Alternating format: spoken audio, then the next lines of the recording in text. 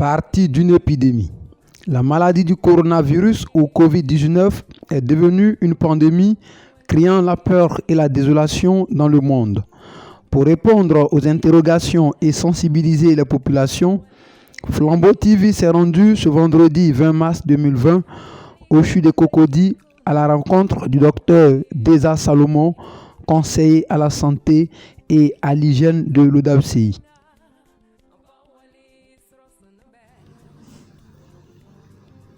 Bonjour chers téléspectateurs, bonjour frères et sœurs, surtout de Côte d'Ivoire, mais de partant, bonjour frères et sœurs du monde entier.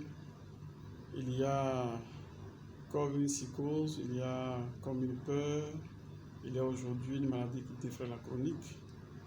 Cette maladie, c'est celle en rapport avec le coronavirus, qui partie d'une épidémie, aujourd'hui est devenue une pandémie, qui crée de morts, qui crée des pertes en vie humaine, qui crée du stress, qui fait baisser l'économie mondiale, qui entraîne des confinements, qui entraîne des interrogations. Il est bon à cette heure de pouvoir communiquer sur cette pathologie et informer nos populations. Je suis donc docteur Deza Salomon.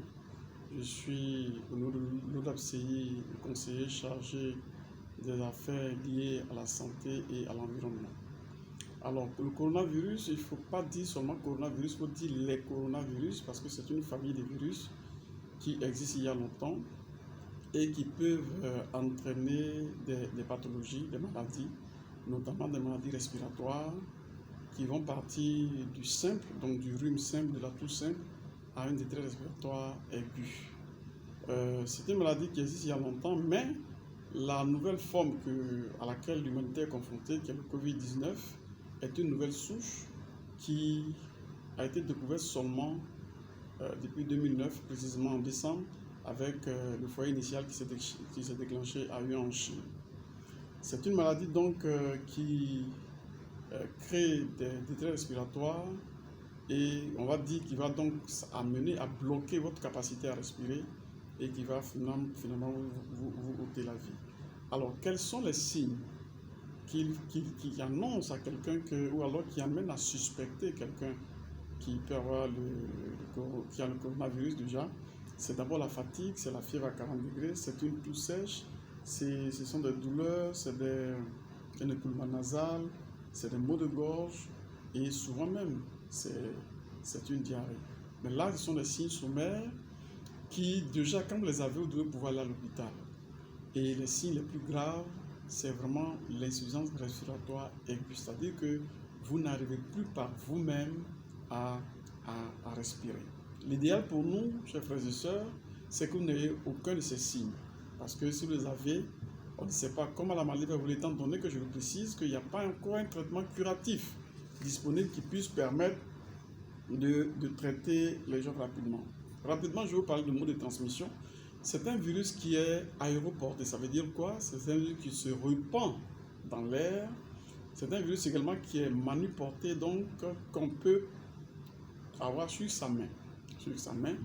Il se répand dans l'air à partir d'une personne infectée qui tousse ou qui éternue.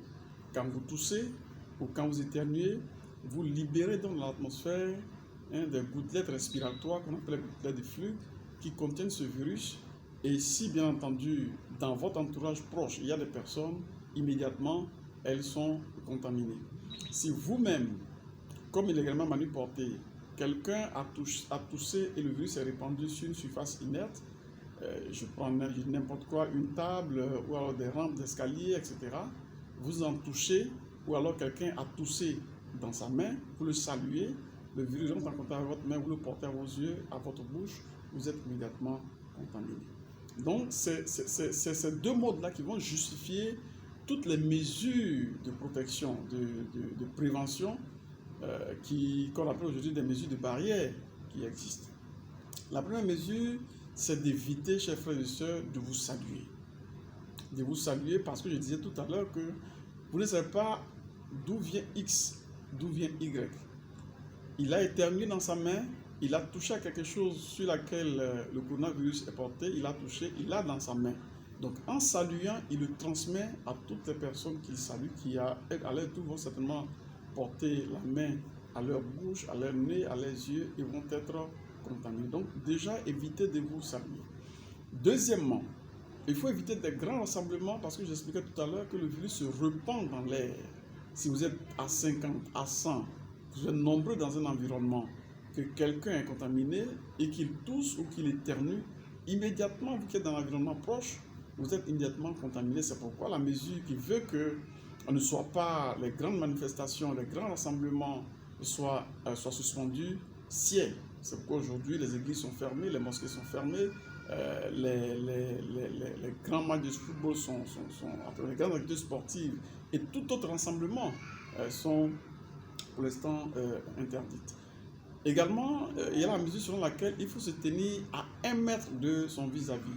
Cela toujours par rapport au virus qui peut être répandu, parce qu'on estime que si vous êtes au moins à 1 mètre, la personne qui tousse ou qui éternue ne peut pas vous projeter les gouttelettes respiratoires jusqu'à cette distance-là. Donc respectez la mesure de 1 mètre. Évitez de porter ses mains à son nez, à sa bouche, quand on a salué des personnes sans s'être protégé. D'accord? Parce qu'effectivement, ce sont des zones à partir desquelles le virus peut donc pénétrer dans votre organisme. Il faut fréquemment se laver les mains.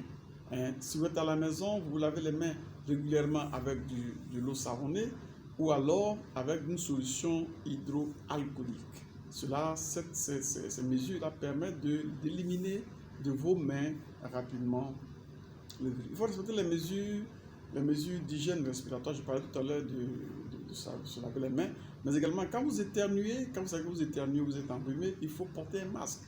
Ça permet de limiter l'expansion du germe dans l'environnement. Ou alors, quand vous voulez éternuer, vous n'avez pas de masque, il faut éternuer ou tousser dans son coude. En ce moment-là, vos mains ne sont pas engagées. Vous n'avez aucun signe, vous n'avez pas d'activité professionnelle, vous n'avez pas de contraintes d'aller au travail, il faut rester chez vous. Il faut rester chez vous pour éviter, bien entendu, d'entrer en contact avec beaucoup de personnes. Et bien entendu, il faut fréquemment vous informer sur l'actualité parce que le virus est un virus qui change, dont on ne maîtrise pas encore totalement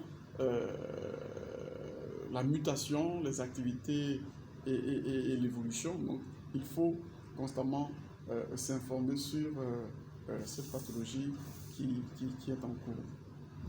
Alors, je donne ces informations pas pour nous faire peur, mais pour dire que c'est une réalité et la meilleure façon de ne pas entrer dans la maladie, réellement, c'est de respecter les mesures de prévention parce que s'il est vrai qu'aujourd'hui, les informations nous disent qu'il y a des vaccins qui sont en cours d'essai, il faut attendre encore longtemps pour qu'elles soient mises à disposition de toute la communauté afin d'être prévenue contre ce virus. Ou alors, il faut encore attendre longtemps pour qu'on dise qu'il y a un traitement curatif parce qu'on ne l'a pas encore. Ce qu'on a, ce sont les mesures de barrière que je venais d'annoncer et je vais exhorter le peuple d'Ida, le peuple du Lot d'Ivoire, tous ceux qui nous suivent à faire l'effort de respecter ces mesures jusqu'à ce qu'on ait la capacité de maîtriser le virus.